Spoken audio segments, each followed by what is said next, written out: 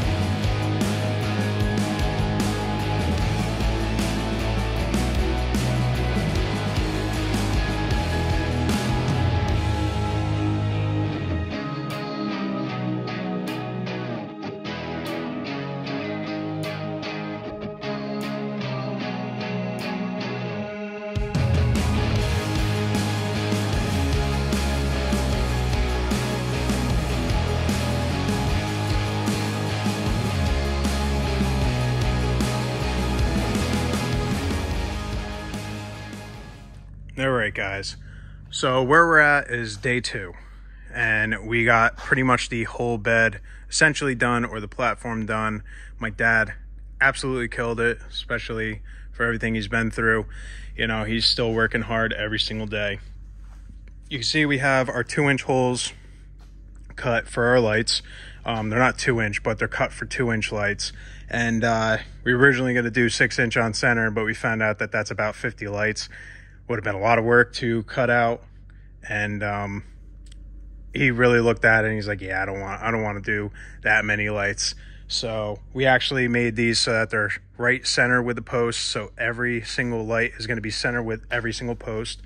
We have the 3x6 going on the ends, and then we have the 2x3s going in the center which has the sheet metal going on the backside.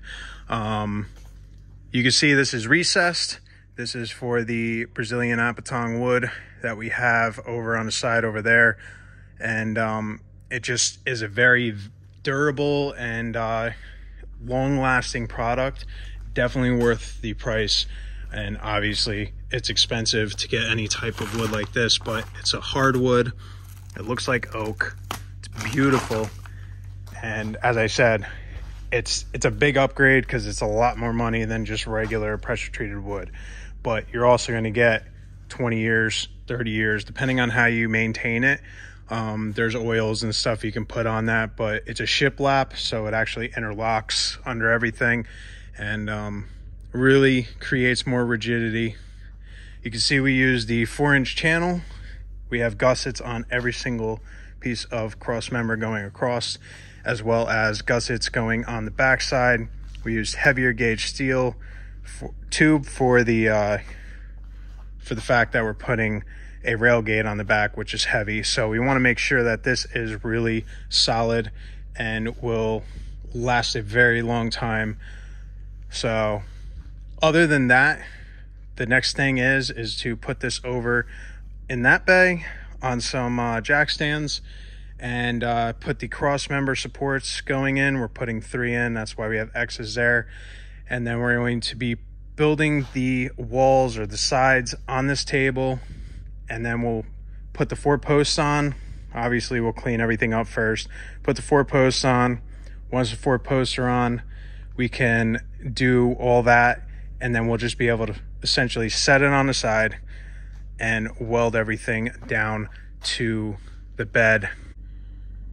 And then we can get the headache rack done, and we can move on to extending the chassis on the new cabin chassis coming in. We're getting a 2025 84-inch cabin chassis, and we have to extend it 2 foot on the back. We're actually going to double frame it, make sure it's very strong, durable, and we're going to be putting a tow hitch plate on the back and then tying everything in so that everything is exactly where it needs to be and is durable and will last. That is the biggest thing with everything that we do. We want to make sure it's strong enough, it lasts long enough, and you know, we don't have to worry about anything happening down the road. We are not these high manufacturers that are producing hundreds of these every couple months or every month or however many they do a year. We're focusing on a stronger, higher quality build.